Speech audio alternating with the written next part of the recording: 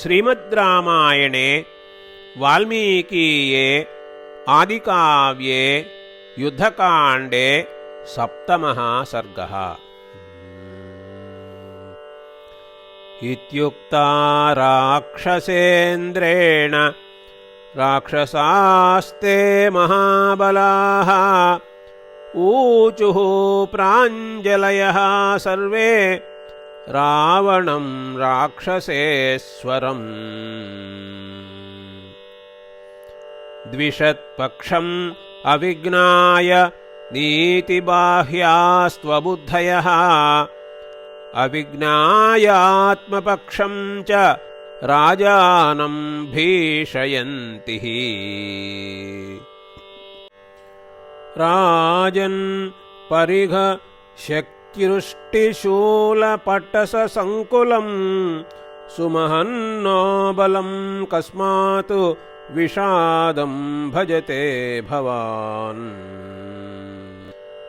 त्वया भोगवतीं गत्वा निर्जिताः पन्नगायुधे कैलासशिखरावासी यक्षैर्बहुभिरावृतः सुमहत्कदनं कृत्वा वस्यस्ते धनदः कृतः। स महेश्वरसख्येन श्लाघमानस्त्वया विभो निर्जितः समरे रोषात् लोकपालो महाबलः। विनिहत्य च यक्षौघान् विक्षोभ्य च विगृह्य च त्वया कैलासशिखरात् विमानमिदमाहृतम्। मयेन दानवेन्द्रेण त्वद्भयात् सख्यमिच्छता दुहिता तव भार्यार्थे दत्ता राक्षसपुङ्गवा। दानवेन्द्रो मधुर्नाम वीर्योत्सिक्तो दुरासदः विगृह्य वशमानीतः कुम्भीनस्याः सुखावहः। निर्जितास्ते महाबाहो नागा गत्वा रसातलम् वासुकिः तक्षकः शङ्खः जटी च वशमाहृताः। अक्षया बलवन्तश्च शूरा लब्धवराः पुनः त्वया संवत्सरं युद्ध्वा समरे दानवा विभो। स्वबलं समुपाश्रित्य नीतावशमरिन्दमा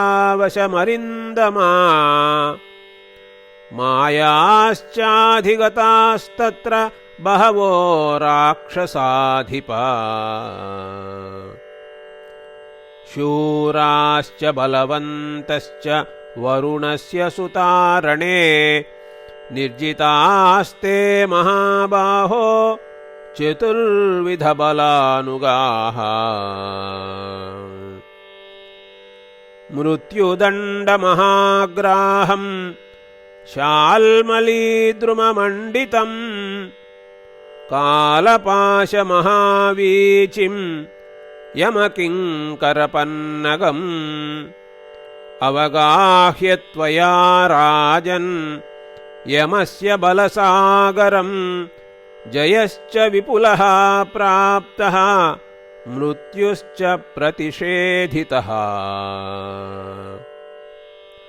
सुयुद्धेन च ते सर्वे लोकास्तत्र विलोलिताः क्षत्रियैर्बहुभिः वीरैः शक्रतुल्यपराक्रमैः आसीद्वसुमती पूर्णा महद्भिरिव पादपैः। तेषां वीर्यगुणोत्साहैः न समो राघवो रणे प्रसह्यते त्वया राजन् हताः परमदुर्जयाः।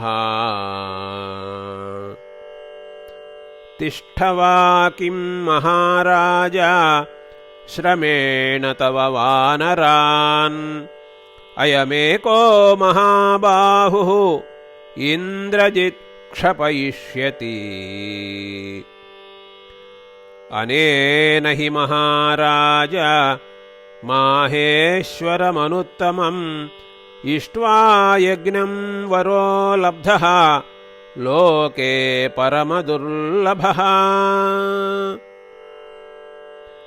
शक्तितोमरमीनं च विनिकीर्णान्त्रशैवलम् गजकच्छपसम्बाधम् अश्वमण्डूकसङ्कुलम् रुद्रादित्यमहाग्राहम् मरुद्वसुमहोरगम् रथास्वगजतो यौघम् पदातिपुलिनं महत्।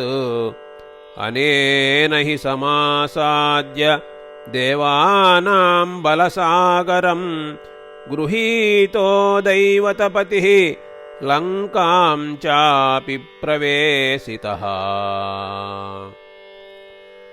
पितामहनियोगाच्च मुक्तः शम्बरवृत्रः गतः त्रिविष्टपं राजन् सर्वदेव नमस्कृतः।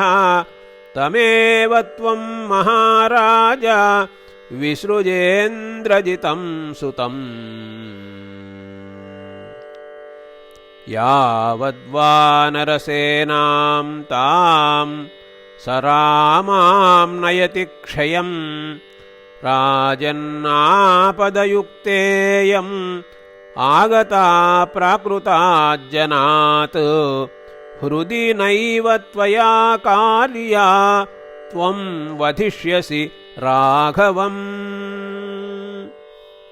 इति आर्षे श्रीमद्रामायणे वाल्मीकीये आदिकाव्ये युद्धकाण्डे सप्तमः सर्गः।